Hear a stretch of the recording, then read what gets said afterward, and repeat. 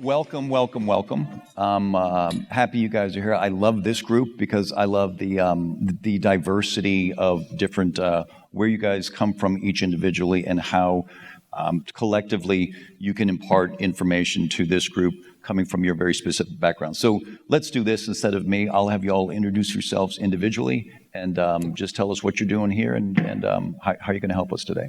Great. Thanks. Happy to be here. Jeremy Cooker, Vice President of Marketing and Special Projects for New Orleans and Company. We're the official DMO for the City of New Orleans. I've been in this business a long time, since 1995, so thrilled to be here. My first Thrive will not be my last. Right on.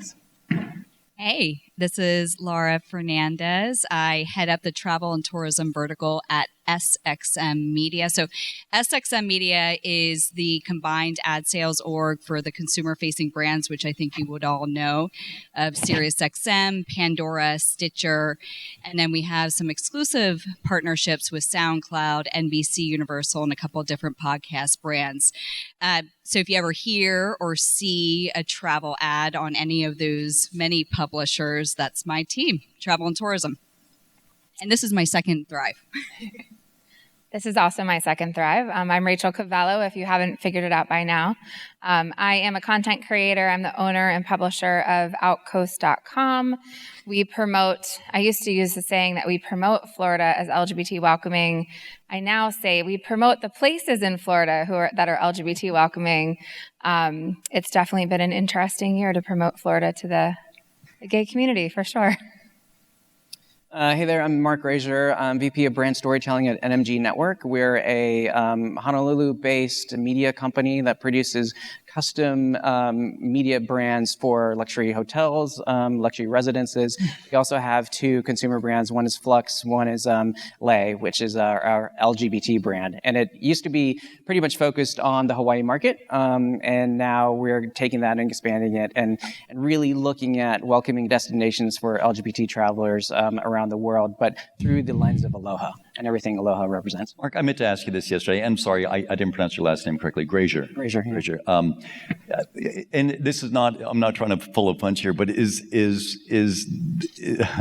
the magazine Lay just a happy coincidence, or is there a double entendre going on? Well, it's spelled L-E-I, so, right. But yeah, you can read it. Okay, all right. Because I just didn't want to be culturally insensitive, but I thought, hey, that's a pretty interesting name for it. We wanted to have fun with it when it was started, I think 5 years ago. And what was the in-flight piece as well? Oh, so we just, as a company, as NMG, we just got Hawaiian Airlines as one of our major clients. So we are taking over Hana Ho, which is their brand that's been around for 25 years. It means a lot to the Hawaiian community. So we're taking the magazine, relaunching it in the next couple of months, launching Hana Ho TV on the in-flight screens, and really turning that into a big multi-channel brand. That sounds like a huge opportunity and a great way to interface directly with the tourism community because you have a captive audience. Absolutely. On an airplane. I've always been surprised that in-flight isn't a stronger draw for media and for sales to destinations. It exists, but it really doesn't exist on the levels I thought you would. You have a whole airplane full of people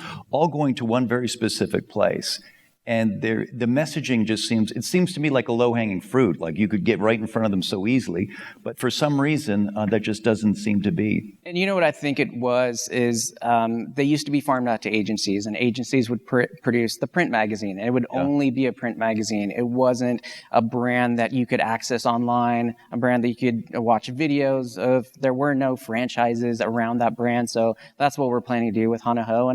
And now that Hawaiian Airlines flies directly to Orlando, to Austin, to Boston, other places, Japan. There's a lot that we can do with it. That's an exciting thing. I remember back in the day when I was at St. Pete Clearwater, we tried to get a relationship with Delta in their sky lounges to be able to place even just imagery. Dude, there was no way. Delta, the behemoths, just absolutely said no, they aren't. And I'm like, this isn't a sales opportunity. This is an aesthetic opportunity because they feel like. Starchy, shall we say at best, yeah. I like this group also because there's both suppliers and there are destinations here. So let's jump to Jeremy for a minute and talk us through, because and this is going to be a little bit of a ping-ponging around, but that's the fun of this group, is what are you doing, and what is your destination doing specifically to up the ante or to grab new space? When you have a legacy destination like you have, there's a constant need for reinvention. Talk us through some of the new, fresh ideas that you've got going on there. Well, that's great timing. We actually just shot our new campaign 2 days before the conference, so I'm a little jet lagged still from just being up, 14 hours on one day and 14 hours on the next day. We were shooting on a shrimp boat. We were shooting in a beautiful neighborhood called the Bywater, all over. But the core concept behind this new campaign that we'll be launching is really about, we've been locked up for the past 2 years with COVID, and one of the most important things people can do right now is self-care. And Right. one of the ways you can take care of yourself is to do something that makes you feel really good. And if you've ever been to New Orleans, you know you're going to feel really good when you visit there. And so we're tapping into that idea. We're tapping into the idea that New Orleans is a place that's really bursting with creativity, and that comes from being surrounded by extraordinary things, extraordinary people, extraordinary experiences. So the campaign builds on this idea by pulling together wonderful creatives from all across the community in New Orleans, and inviting you in to experience New Orleans with them. So something you've done recently, and I think we have the video of it, is I love how you've taken one of the seminal celebrations of New Orleans, and you've made a statement for the LGBTQ community. Can you talk us through this, and then we'll show the... Sure, yeah, and some of you who were here last year have seen this, so we've refreshed a little bit on the end card, but the idea was really a response. It's important to take a stand when there is legislation that can be very harmful to you as an organization, but also legislation that just is completely antithetical to your values and what you stand for. So we took the idea of a Mardi Gras parade, and we said, what would happen if this legislation passed? We would be going back to a time when it wasn't a welcoming city, or when it wasn't when certain demographics would not feel welcome. And so we brought that to life in a campaign. I think Becca has it queued up. It's called Reverse Parade. And this is one of our most successful pieces we've ever done.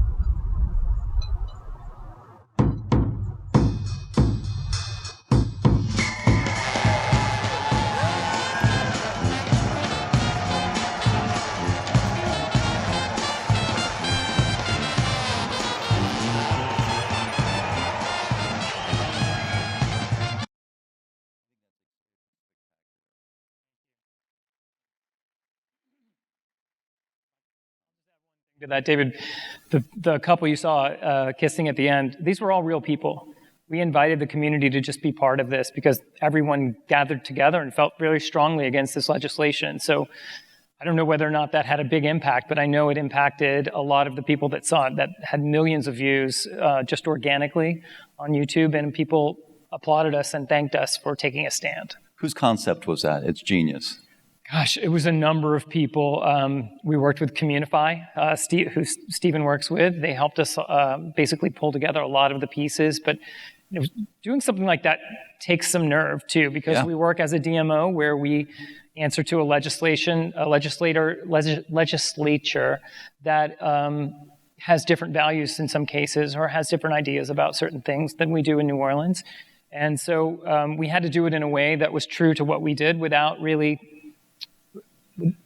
and also making sure that what we did would have an impact in the way that we needed to have an impact. It's not okay. It's not enough to just be right about something. You also have to do something in a way that you're going to have an impact. And And you also took a chance in that you are touring with one of the hallmark, one of the definitions of New Orleans is Mardi Gras parade. Correct. We did tap into that idea, though, that Mardi Gras is one of the most welcoming celebrations in the world. And New Orleans is one of the most welcoming cities in the world. Yeah. And we refused to believe that we were ever going to go back to a way that it wasn't going to be that way. That was, and you used existing assets to do that, right? The asset of the heritage of New Orleans, the heritage of Mardi Gras, and its strength as an LGBTQ plus community. That was just, I'm stunned by that thing right there. So thank you for sharing that too. Laura, we had spoken over there a little while ago, and you have some really interesting news for us as something Sirius is doing. I've never heard of this before. Yeah, so we, at SiriusXM and Pandora, it's music, and there's also talk on SiriusXM, but we, about 2 years ago, we made an acquisition of Stitcher Podcasts. So Stitcher Podcasts is not only an app, but also a creator, a producer. We produce over 300 plus original shows, like Conan O'Brien's show, Oprah, some different scripted podcasts. And we just made the announcement that we are launching a new podcast called Welcome to Provincetown. Mm-hmm. And it is a reality podcast show. It actually follows the lives of 7 different individuals and their experiences in Provincetown. And we have so many different hosts that represent LGBTQ plus communities, but this is one of the first shows that is purely focused on the communities. And I thought it was so interesting. Because I think with podcasts, one thing I love about audio is it doesn't interrupt your daily life. You can be doing it when you're driving, you're working out, you're cooking, you're cleaning, and it doesn't distract you from what you're already doing. And it also creates just such a great, mental space too, of like, how do you feel when you're listening to audio, or whether it's music or podcast? For the most part, you feel pretty good. And so to invest in this content is really awesome. And I'm so excited that we're launching it on June 15th. And one of the things I think with podcasts, you hear a lot of different podcasts with interviews, and doing something that's a podcast reality show is very unique. And I love the fact that we're doing it all around the community of Provincetown. And this was not a pay-to-play. Like, P-Town didn't approach you guys. No, they did not. I mean, this is what Stitcher does. Now, we worked with 2 other production companies on this. And the way that we're working from a marketing standpoint, so Provincetown is not paying for it, but we are going to be selling host-read ads. And we have the moderator, or the MC of the show, is going to be doing these host-read ads. And it's really great from a travel perspective, because we've asked them what brands they want to work with. They want to work with Southwest. They want to work with Delta Airlines. And they've named a couple different other destinations that they also want to work with. So that's where we come in from an ad sales team. And if you want to resonate with LGBTQ plus communities in a very authentic way, that's when we can go and approach from a host-read ad standpoint. And so you can really get local ads that make sense for someone listening to this podcast, right? So there's 2 different ways to buy podcast is invest in podcasts. There's the show level buying perspective, and that's national. Mm-hmm. And that's where the host talks about the brand. And then we also have our own podcast network, which I think we spoke about 9 months ago now, is where you can actually target by different categories, and you can go down to the local level. We spoke, I think, last time about transcription targeting. So actually keyword targeting when a podcast is talking about travel or LGBTQ plus communities, we can then dynamically serve them in an ad. So last time you were here also, we said you gave us a stunning number. There were 300 billion trillion podcasts. I think that was the official number. Is that going up or down steady? Do we have any? Oh, it's going up, but where the real opportunity from a marketing perspective is through the network, because out of the top, 1,000 podcasts, the stat still remains the same. That only equates to 1% of the total listening universe. So there's so many amazing podcasts. there's just, not everyone's going to be a Conan O'Brien, but we are very excited about the Welcome to Provincetown podcast. It seems like it's ripe for just, hey, let's do it in Vegas. Hey, let's do it here. Let's do it there. Is this a prototype? I sure hope so. Yeah. Because that's where, we're good when it comes to music and creating different Pride stations, and whether it's Pride Alternative, Pride Pop, we have 12 different stations to listen to from a music standpoint. But the content, that's where, from an LGBTQ plus community standpoint, we need more content. So we need more creators to come to us with these ideas. And that's where the Welcome to Provincetown, they came to us, and then we developed this not scripted, but this reality series. But we are searching out new content, new creators on a regular basis, because we want to fill our podcast portfolio with not only LGBTQ plus community voices, but also Black and Brown voices. And that's a big priority. And we actually added a whole new team just on developing content. So you touched on something that Nadine Smith mentioned yesterday about the browning and the graying of America simultaneously as the populace. Question for you about the graying side. Is there ever a specific target toward older Americans in podcasts? Because I don't know that older Americans, the podcast community has really captured that market. Or do you have any stats on that? I do not have stats, but that'd be a really good question to follow up on, because there is such when we're looking at our audience comp, you have a platform like SoundCloud. SoundCloud is definitely Gen Z. Pandora is millennial, Gen X. And then we're also, from a boomer population standpoint, we're seeing a major growth when it comes to connected home devices where they're listening, like the Amazon Alexa, the Google Home, those in-home. Sirius XM has a huge population because they're a very luxury, older population, higher income that is listening to Sirius XM. I have to tell you, I got a different car a couple of months ago, and with it came free Sirius XM. And I had never been a subscriber before.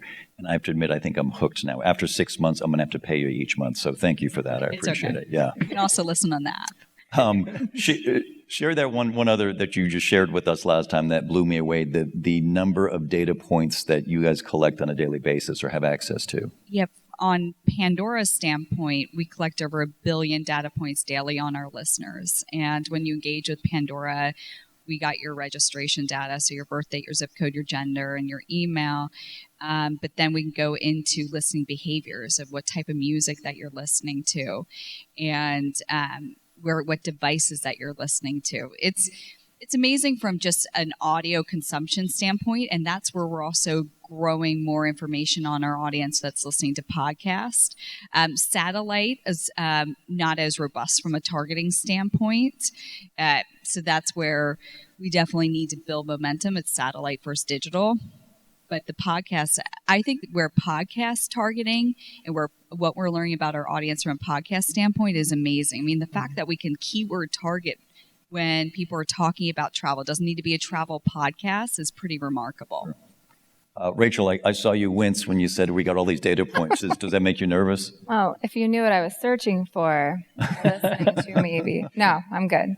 I promise it's all clean. How, other than the video, talk us through how you use any of these platforms or your videos, or give us an idea of what you do. So there's a lot of platforms out there, and deciding which one to use for different content can obviously be exhausting. It's also hard to keep up with. I mean, so my background, just to give you some info, I have a degree in animation. I was an animation major, graphic type person in college. I have a certificate in advertising art. I have a certificate in digital marketing. So that's all my background. But even I have a hard time keeping up with programs. I mean, I got my degree 20 years ago. I was in a different world. I was in sales. I went into corporate sales for a long time. And by the time I finished and came back into this creative space, I can't keep up with the technology that's out there today. But I do use my primary platforms, and it depends on who we're targeting. Ironically, when you run the data on like Google Analytics for who comes to our website, I think this assumption was always that it was the older demographic. We're Florida, right? So we have a reputation of being older. Well, that's changed, and COVID has changed that a lot because these people that used to live in New York are now living in Florida, working remotely, and can do that. So you're getting younger people moving to Florida. So we've had to shift our focus too on what platform we use. So originally, of course, Facebook is king when it comes to the older community. We just started using YouTube a lot in the last couple of years. As a content creator with a small business, remembering to record things horizontally and then, oh wait, don't forget vertical because you might have stories or you might have posts. There's so much content you have to capture at the same time. We've gotten definitely more into Instagram because travel is very visual. We dabble a little in Twitter. It really just depends on who we're working with. Matt does such a great job with resharing stuff that we share. As long as we're tagging I Love Gay Florida, which you should all be following, he'll retweet stuff like that. So that definitely helps. I find we have great partners there. But Facebook, our Google Analytics has shown that the bulk of our followers are definitely the baby boomers, the LGBT baby boomers, and then probably the millennials and a little bit younger who are starting to follow us on social media and are very into those topics. Like the whole Say Gay topic that's going around Florida, it hurt us, ironically. Here we are thinking it would help us, that there's more attention that's going to be spent on, LGBT things in Florida. But as a content developer and a website developer, I've got to worry about SEO. I have to worry about what keywords am I using. Mm-hmm. And when we were ranking number 2, 3, 4 on Gay Florida, which we compete, our top website we compete with is Visit Florida, which is fine because we're also partners with them. They just have a bigger domain strength. But when we have 3 or 4, and then all of a sudden all these news channels come out using the term Gay Florida, LGBTQ Florida, because they're in the news, we go from ranking, and we can't compete with the domain strength of an NBC or MSNBC, Huffington Post, Reddit, et cetera. We go from being 2, 3 down to 20, 30. And that has hurt our traffic. So we're trying to be more creative now with how else can we reach our audience outside of Google necessarily. We do use Google, obviously, but it might be, if someone's not, when they travel to Florida, if they're concerned about whether Florida is LGBT welcoming, what are the questions on Google they're asking? So are they asking for gay-friendly barbershop? Are they asking for gay-friendly restaurant, gay-owned bar? So now we're creating content around those words as a strategy to kind of fight back because we can't use certain terms where we can't compete with. Right. And just a question out of curiosity, does your viewership, followership tend to be more lesbian? So everyone thinks that, and I think when we started, it was definitely more lesbian because I'm definitely not a gay man. But I think that's changed. We changed a lot with the keyword strategy we were using. So OUTCOAST originally, when we launched, it was and you know this because I live in St. Pete, but it was originally focused as an LGBT platform for the Tampa Bay area. St.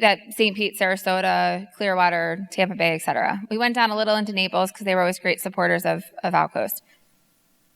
I started doing a lot of work with the IGLTA. I was actually, most of the people who are from the IGLTA world here knew me as the photographer at IGLTA. That's how you knew me originally too.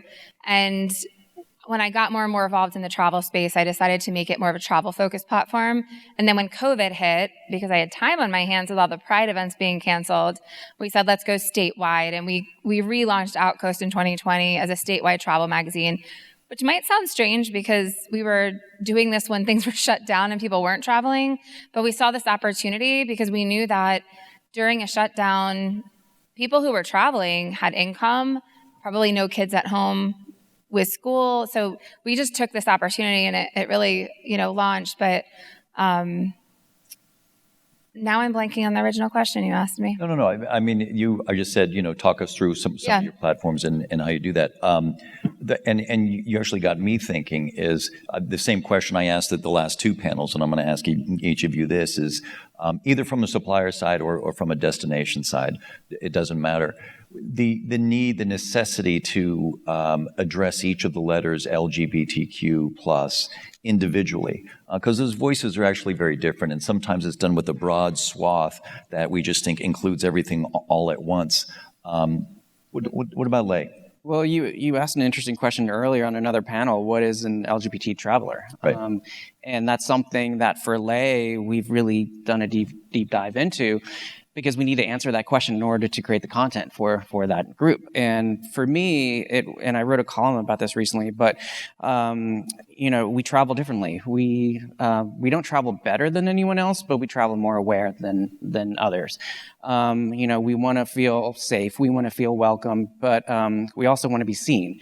And I'm not saying when I check into a hotel, I want somebody to run up to me and give me a hug and say, "Oh, I'm glad you're here because you're gay." But I want that hotel to show people like me on their social media feeds, in their campaigns. And there's a hotel in Hawaii that a lot of people talk about for doing that really well, and it's the Kaimana Beach Hotel. And they're not doing anything that crazy, but in their feed, they show gay couples, they show lesbian couples, and they're doing it in a very authentic way, and there's that word again. But you have to do that. And you have to have, once you get on property, that experience has to be authentic. Exactly, and they do that in a great way. But, we as travelers, we pay attention to the brands that pay attention to us. And that really does matter. Yeah, well put. Jeremy, what is New Orleans? How do they go about each of the letters?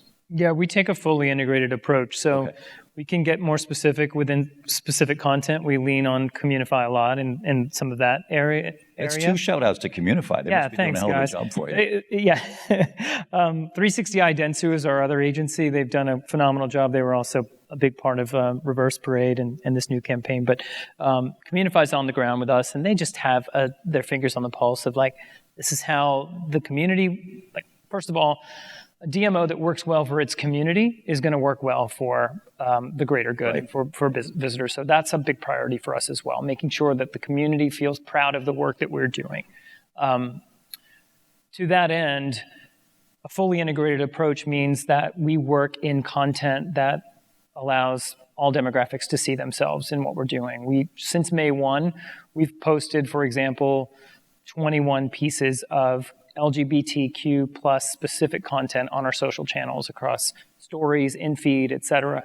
And that's gotten, I think the last number was 420,000 impressions just since May 1. So it's just part of what we do. We're building that in. And then as we need to get more specific, we can pay that off on the website itself.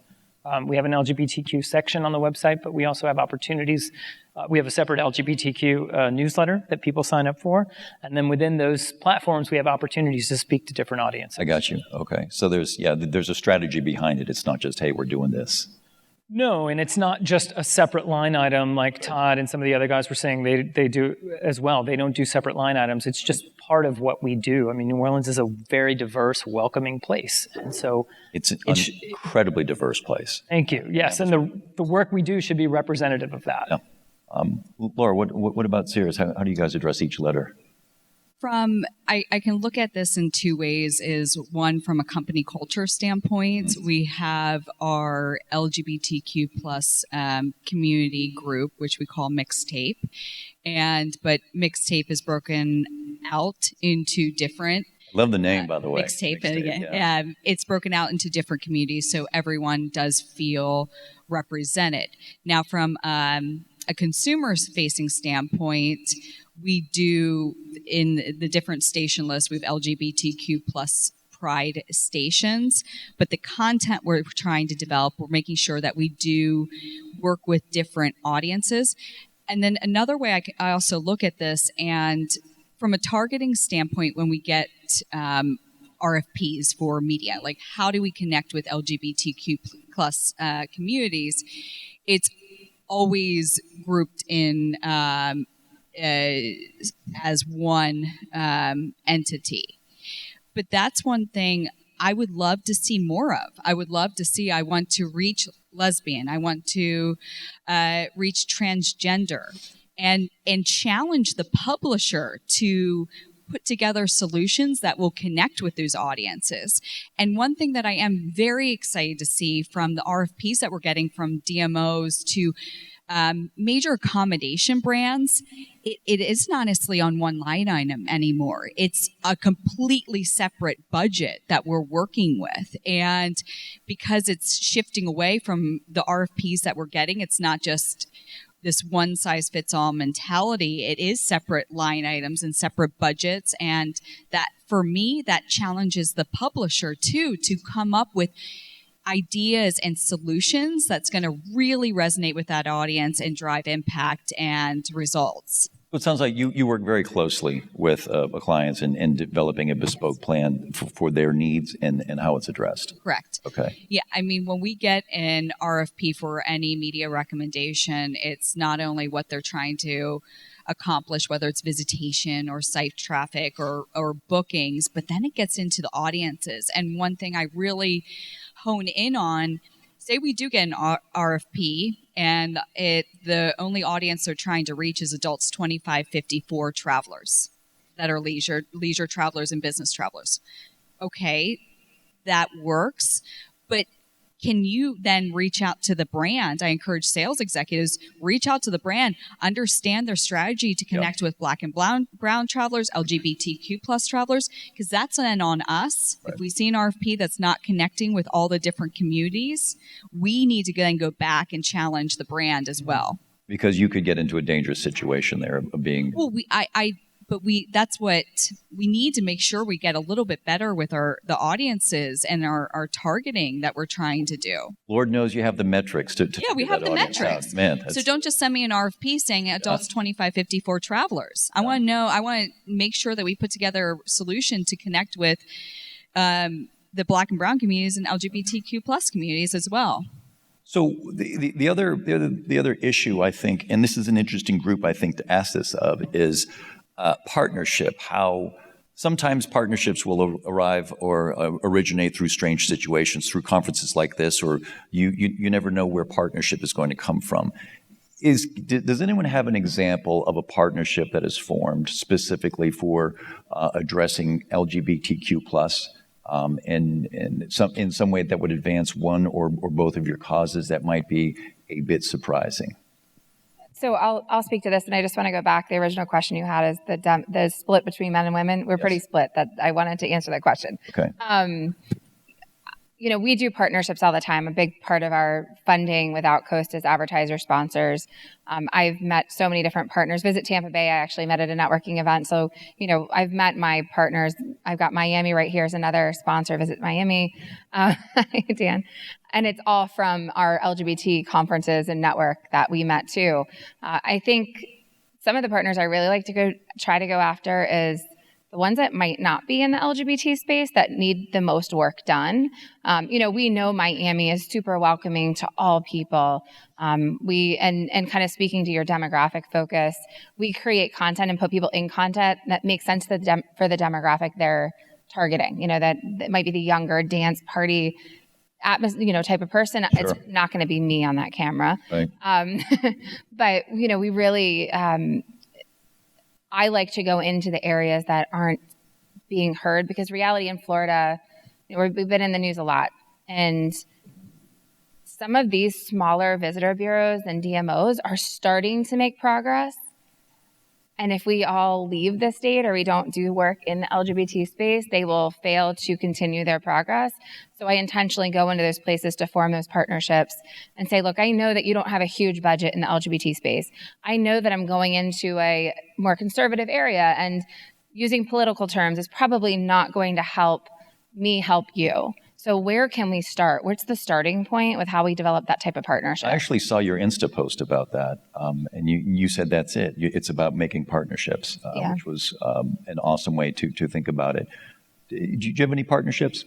Yeah, we work with a lot of different companies, whether it's our hotel partners or the airlines or whoever it is, auto.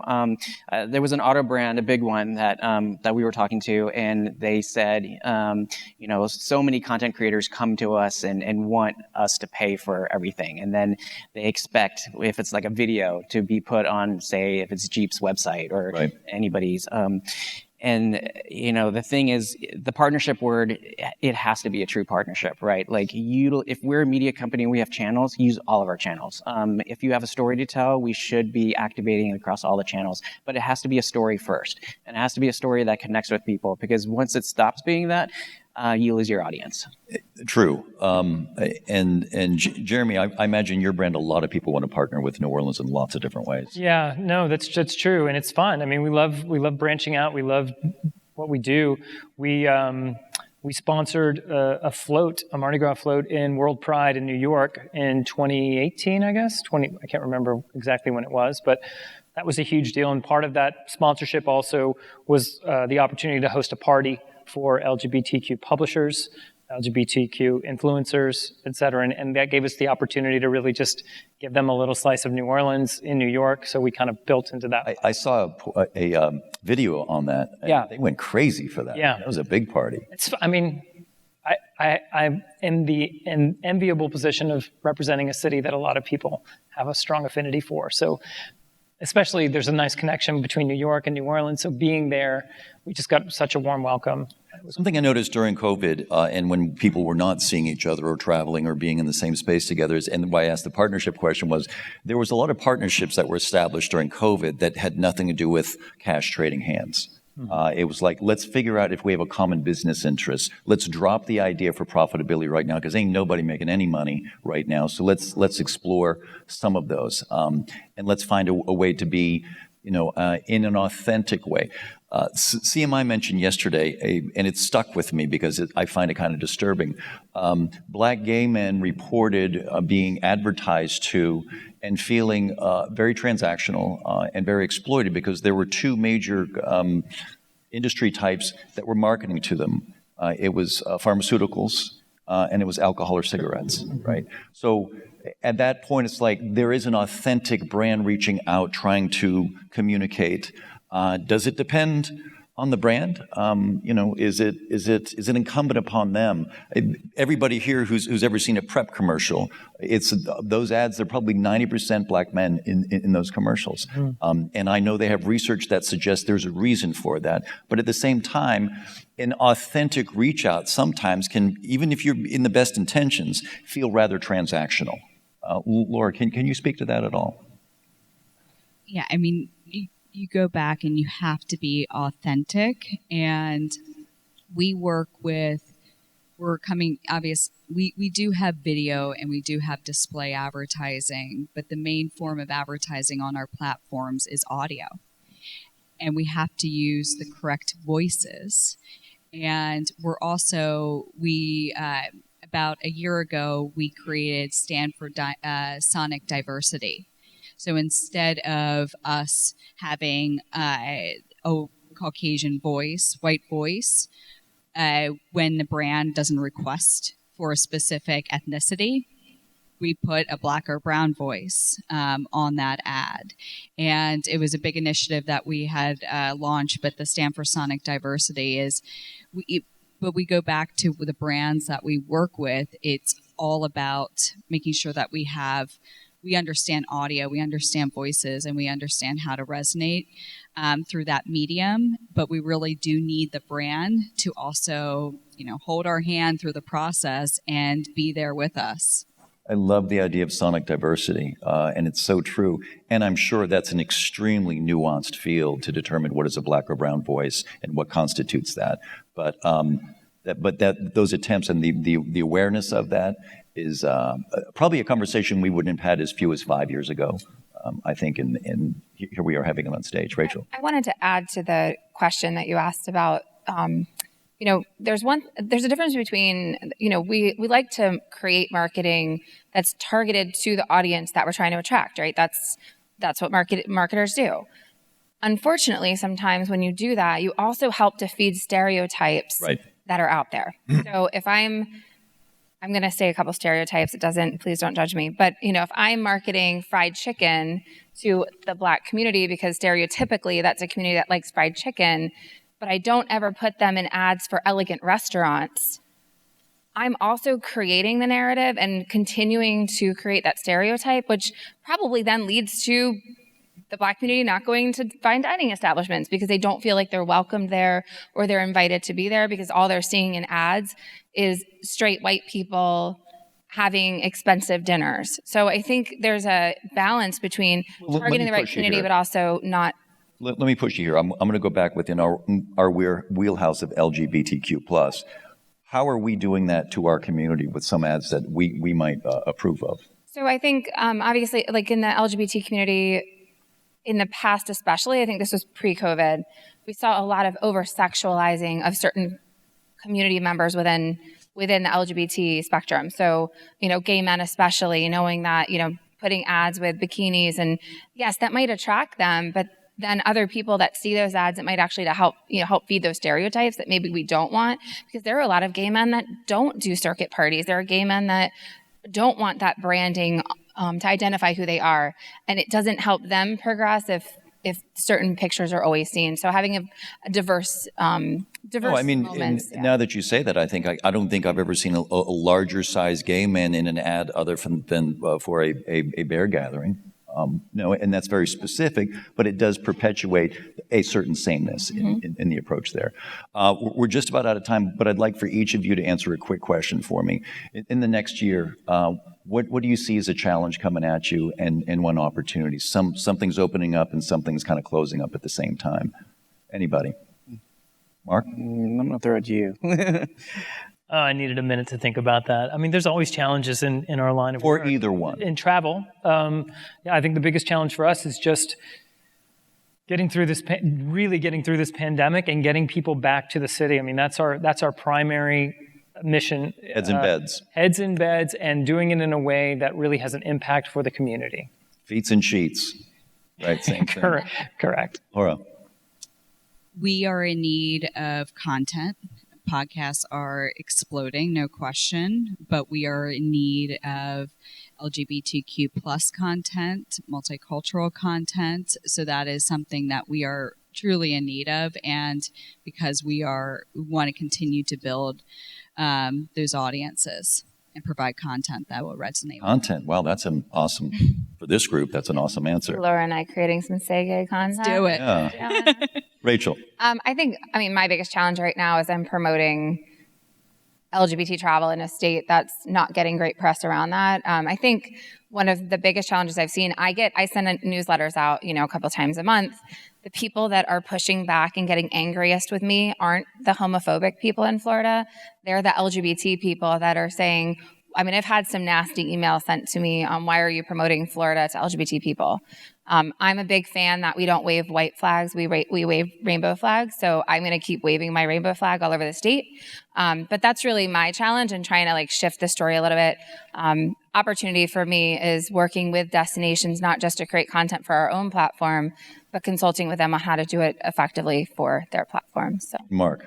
I'd say there's a couple of things. So marketers don't have the size of the budgets that they really want, right? So it's going to require... Do they ever? No. Right, okay. Right. So it's going to require media companies getting a little more creative with those marketers to make sure that the stories we're telling is everywhere, but also connects with that right consumer where they're consuming content. And we're all so distracted, right, with our phones and everything else. So you have to be on every channel, every platform. It's really about getting more creative in how we're working together, and opening those doors and trying new things. I would say experiment. You got to push the envelope all the time. I'm going to read your unique quotes here to end it with.